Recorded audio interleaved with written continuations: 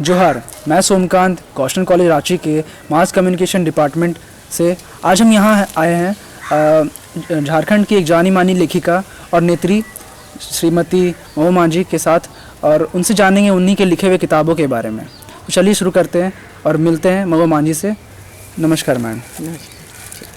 मेरा पहला क्वेश्चन ये है कि आपकी रुचि पॉलिटिक्स के साथ लिखने में भी है, किताब लिखने में, तो आप दोनों हैंडल कैसे करते हैं और ये शुरू कैसे हुआ, जो आप किताब लिखने की जो रुचि है वो शुरू कैसे हुआ? जी, देखिए, मैं मूल रूप से एक लेखिका ही हूँ। मैं अपने आप को एक राइटर मानती हूँ, उसके बाद एक समाज सेवी और पॉलिटिशियन, क्योंकि पॉलिटिक्स में या समाज सेवा में आने की प्रेरणा मुझे अपने लेखन से ही मिली।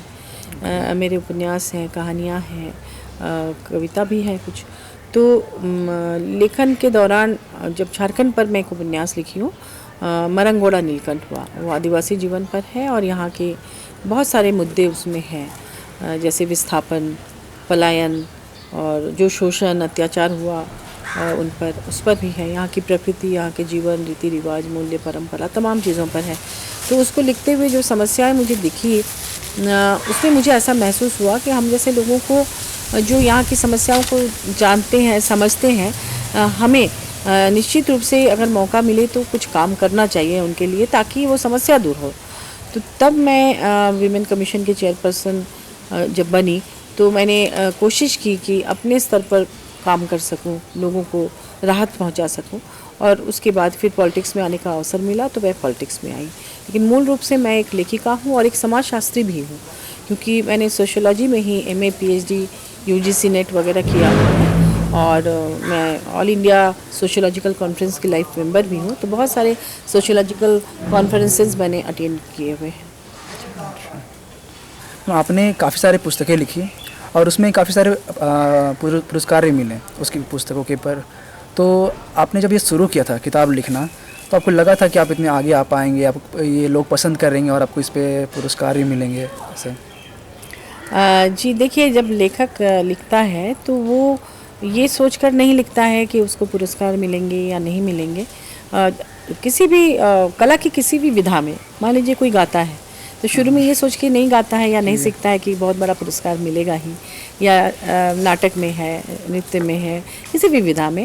लेकिन अगर हाँ, उनको अगर सम्मान मिलता है, पुरस्कार मिलता है, तो उसका कॉन्फिडेंस बढ़ता है। ऐसा लगता है कि हम जो लिख रहे हैं वो सही हो रहा है, लोग पसंद कर रहे हैं, तो उससे और लिखने की प्रेरणा मिलती है। ये सच है कि पुरस्कार मिलने पर लेखक को एक आत्मसंतुष्टि भी मिलती है कि हाँ, लोग मेरी चीज़ों को पसंद कर रहे हैं। तो मुझे भी ऐसा ही हुआ। लेकिन जब मैं लिखना शुरू की थी तो मैं समस्याओं को या अपनी बातों को लोगों तक पहुंचाना चाहती थी।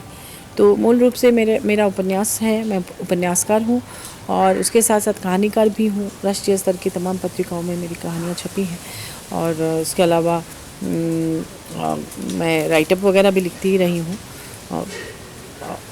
जी, जो अभी ये बता रहे थे आपको जो किताब पे पुरस्कार मिले, तो क्या बता सकते हैं कौन कौन से पुरस्कार मिले आपकी उस किताबों पे? देखिए, मुझे कथा युग के सम्मान मिला था, इंटरनेशनल कथा युग के सम्मान। लंदन के हाउस ऑफ लॉर्ड्स में वो कार्यक्रम हुआ था। और इसके अलावा मुझे मध्य प्रदेश साहित्य अकेडमी और संस्कृति परिषद ने अखिल भारतीय वीर सिंह देव सम्मान से सम्मानित किया था। उज्जैन के कालिदास अकादमी में भी एक आयोजन में मुझे कालिदास अकादमी में विश्व हिंदी सेवा सम्मान दिया गया था। झारखंड सरकार की तरफ से भी राजभाषा सम्मान मिला है, और राजकमल प्रकाशन की तरफ से फणीश्वर नाथ रेणु सम्मान मिला है। इसके अलावा और भी बहुत सारे सम्मान हैं, लेकिन जी, तो सारे सम्मान अलग अलग किताबों पर है? उपन्यासों पर है, समग्र लेखन पर भी है, उपन्यासों पर ही ज़्यादातर है। जी,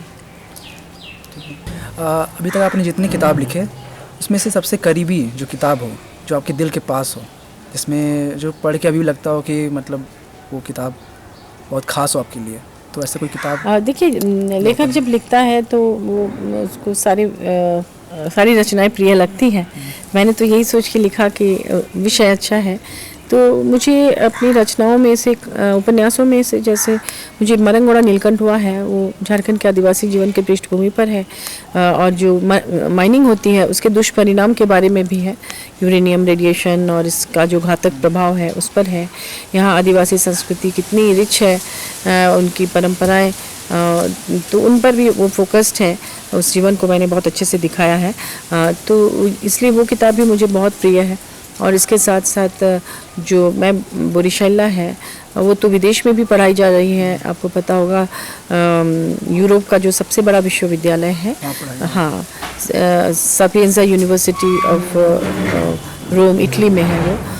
उसमें बीए के कोर्स में मॉडर्न लिटरेचर में उसको 2010 या 12 में उसको लिया गया था सिलेबस में।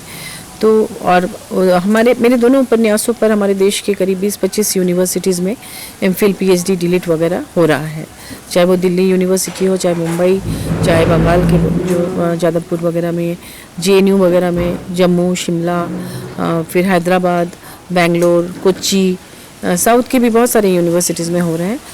फिर सोलापुर यूनिवर्सिटी महाराष्ट्र का, नांदेड़ यूनिवर्सिटी, फिर इलाहाबाद यूनिवर्सिटी, ऐसे करके हमारे देश के विभिन्न यूनिवर्सिटीज़ में, गोरखपुर में है, मेरठ में है, तो काम उस पर हो रहा है। एमफिल, पीएचडी, डीलिट लोग कर रहे हैं, बहुतों को डिग्रियां मिल चुकी हैं। तो इस तरह से मुझे लगता है कि अगर कोई प्रकृति, पर्यावरण या आदिवासी जीवन पर कोई शोध करता है हिंदी में, तो उसमें मरंगोड़ा को ज़रूर शामिल करता है, ऐसा मैं देखती हूँ।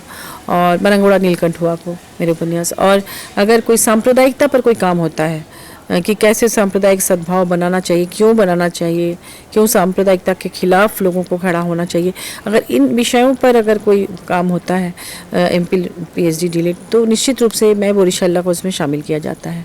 और ऐसे भी राजकमल प्रकाशन से दोनों किताबें प्रकाशित हैं, और राजकमल प्रकाशन हमारे देश के सबसे बड़े प्रकाशकों में से माने जाते हैं। तो उन्होंने अपने 60 साल पूरे होने के बाद उन्होंने एक सूची जारी की थी 30 सबसे महत्वपूर्ण उपन्यासों की, जिसमें मैं बोरीशाला भी शामिल था। तो इसलिए मुझे लगता है कि ये एक इम्पॉर्टेंट उपन्यास है। मैम, इसमें आपको जब सुनते हैं या फिर जानते हैं कि आपके जो उपन्यास और किताब जो फॉरेन में पढ़ाए जाते हैं या फिर यहाँ की यूनिवर्सिटी में पढ़ाए जाते हैं, ये सुनते हैं तो आपको खुशी कैसी लगती है सुन करके, जान करके? खुशी से ज़्यादा तो मुझे आत्मविश्वास मेरा बढ़ता है, क्योंकि अभी भी मैं लिख रही हूँ। मेरा एक उपन्यास और एक नॉन फिक्शन की किताब पर काम चल रहा है। मैं विमेन कमीशन के एक्सपीरियंस को लेकर भी एक लिख रही हूँ, महिला मुद्दों पर। तो जब लोगों का रिकॉग्निशन मिलता है, सम्मान मिलता है, लोग पढ़ते हैं, रोज़ फ़ोन आता है और शोध होते हैं, तो मुझे ऐसा फील होता है कि मेरी बातें लोग सुन रहे हैं, हम जो लिख रहे हैं उसको लोग पसंद कर रहे हैं। अगर यूनिवर्सिटी ऑफ कैलिफोर्निया बर्कली की लाइब्रेरी में मेरी किताब है, तो मुझे ऐसा महसूस होता है कि हाँ, मैं जो लिख रही हूँ वहाँ तक पहुँच रही है, इतने लोग उसको देख रहे हैं, तो एक बहुत अंदर से एक संतुष्टि मिलती है। और उस संतुष्टि से हमारी जिम्मेदारी भी बढ़ती है और अच्छा लिखें, और अच्छा लगता है कि आगे अगर हम कुछ लिखेंगे तो निश्चित रूप से लोग उसको पसंद करेंगे और मेरे अनुभव का लाभ और लोग उठाएंगे। क्योंकि विमेन कमीशन में काम करने के दौरान जो अनुभव हुआ, अगर मैं उसको शेयर करती हूँ अपनी रचनाओं में, तो बहुत सारी महिलाएं, बहुत सारी लड़कियों का जीवन बर्बाद होने से बच जाएगा। तो इसके लिए ये इस समाज सेवा के रूप में अगर आप देखें तो इसका लाभ लोगों को मिले, ये मेरी इच्छा है। मैम, अगर हम किताब लिखना शुरू करें या फिर जो आज के युवक हैं जो किताब लिखना शुरू करना चाहते हैं, तो उनके लिए कोई मैसेज आप देना चाहें, मतलब किन किन चीज़ों पे वो फोकस कर सके जी लिखने से पहले? जी देखिए, लेखन का ना आकाश बहुत बड़ा है। हाँ, आप किसी को देखकर मत लिखिए कि कोई उपन्यास लिख रहा है तो आप ऐसा नहीं कि आपको उपन्यास ही लिखना है। लिखने के लिए इतने सारे विषय हैं ना, या विधाएँ हैं। अगर आपको कविता में इंटरेस्ट है आप कविता लिख सकते हैं, अगर कहानी में इंटरेस्ट है कहानी, अगर कोई आर्टिकल लिखना चाहते हैं वो भी लिख सकते हैं, या फिर मान लीजिए आप कहीं ज्योग्राफी के स्टूडेंट हैं, हिस्ट्री के स्टूडेंट हैं, तो आप अपने सब्जेक्ट पे काम कीजिए। बस आपकी चीज़ अच्छी होनी चाहिए, मौलिक होनी चाहिए, लोगों को लगना चाहिए कि हाँ, ये काम की किताब है। किसी को देख के करने से वो कॉपी हो जाती है। तो राइटिंग की पहली शर्त है कि आप ना तो खुद की कॉपी करें और ना ही किसी और की कॉपी करें। खुद की मतलब क्यों बता रही हूँ, मान लीजिए मैं बोरीशाला लिखा, लोगों ने बहुत पसंद किया, अगर फिर मैं उसी पृष्ठभूमि पर उसी तरह की भाषा, उसी तरह के आइडियाज़ लेकर लिखती तो उसको दोबारा लोग पसंद नहीं करते हैं। हाँ, लेकिन अगर मैं नया विषय लेके आ रही हूँ तो इसलिए अपने लेखक को खुद की भी कॉपी नहीं करनी चाहिए। दूसरों की कॉपी तो नहीं करनी चाहिए, कुछ नया ढूंढ के कुछ नया। आप फिल्मों में देखिए ना, अगर शोले बनाई रमेश सिप्पी ने तो दोबारा तो कोई शोले की तरह हिट नहीं हो पाई ना, क्योंकि हो सकता है कि उन्होंने अपने आप को रिपीट करने की कोशिश की या कोई काम होगा।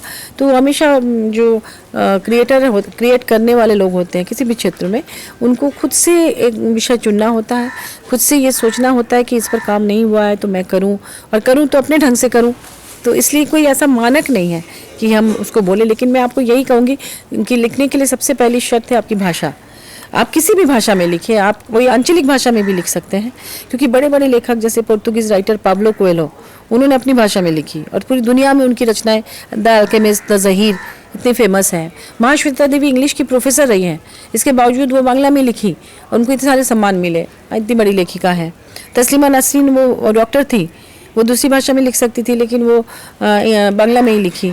हाँ, तो ऐसे बहुत बड़े नाम हैं दुनिया भर में जो अपनी मातृभाषा में। ngugi wa Thiong'o एक नाम है, ngugi wa Thiong'o, वो अफ्रीकन राइटर है, वो भी इंग्लिश के बहुत बड़े जानकार हैं, लेकिन उन्होंने अपनी मातृभाषा में लिखी और उनकी रचनाएं पूरी दुनिया में पढ़ी जाती है।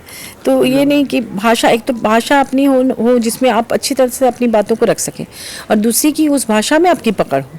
अभी तो जैसे हिंदी जानने वाले जो हैं सिर्फ हिंदी जानते हैं, मान लीजिए ज़्यादा पकड़ हिंदी में, लेकिन उनका लैंग्वेज ठीक नहीं है, एक लाइन वो सही नहीं लिख सकते हैं। तो एक लाइन अगर सही नहीं लिख सकेंगे तो एक तो वो दूसरों मतलब उसमें शुद्धि आ जाएंगी, कोई पब्लिशर छापेगा नहीं। दूसरी बात कि आप अपने आप को मतलब जैसे आप गेंद से खेलते हैं ना, बॉल से, उसी तरह से शब्दों से खेलने की क्षमता आनी चाहिए कि तोड़ मड़ोड़ के शब्दों को आप कैसे भी बिठाएं, लेकिन वो सेंटेंस फॉर्मेशन उसका सही हो, उसका ग्रामर सही हो, कहीं वो गलत नहीं होना चाहिए। तो वो एक कला है, एक आर्ट है, एक आर्ट है। जैसे मान लीजिए टाइपिस्ट जब टाइप करता है, जब बाद में बहुत कचहरी में जाइए कोर्ट कैंपस में, वो बिना देखे भी बात करते करते टाइप करेंगे तो सब सही जगह पड़ेगा, क्योंकि उन्होंने साध लिया उसको। तो भाषा को भी साधना पड़ता है, उसके लिए वो एक तपस्या है। आपको बहुत पढ़ना पड़ेगा, बहुत लिखना पड़ेगा, फिर वो आप में वो चीज़ आएगी। लेकिन अगर आ गई तो आप में जो भी विचार आते हैं आपके पास, जिस भी सब्जेक्ट में आप एलियंस पे लिखना चाहते हैं, एलियंस पे ही लिखिए। बस चीज़ सही और नहीं होनी चाहिए, नहीं होनी चाहिए, फॉर्मेशन सही होनी चाहिए और ग्रामर सही होनी चाहिए, बिल्कुल बिल्कुल, और कुछ यूनिक होनी चाहिए, बिल्कुल। तो आपने ये सब जो बताया, ये सब के लिए शुक्रिया। और इसी मैं मतलब अपना अंत करना चाहूँगा इस इंटरव्यू का, और मैं धन्यवाद करना चाहूँगा आपने हमें टाइम दिया और इतनी मतलब कंफर्टेबल रहे हमारे साथ। और बस ठीक है, थैंक यू, नमस्कार। तो हम आज बात कर रहे थे श्रीमती महुआ मांझी से, जो एक झारखंड की प्रसिद्ध लेखिका हैं, और उनसे मिल करके हमें आज बहुत कुछ जानने और सीखने को मिला कि वो कैसे लेखनी में अपने करियर में लिखनी को शुरू किए, और हमें उन्होंने बताया कि अगर हम लिखना चाहें तो हम कैसे लिख सकते हैं, हम अपने पुस्तकों को लिखना चाहें तो कैसे स्टार्ट कर सकते हैं उस चीज़ को। तो ये हमारे लिए बहुत लाभदायक हुआ, हमें उनसे इंटरव्यू लेकर के। धन्यवाद।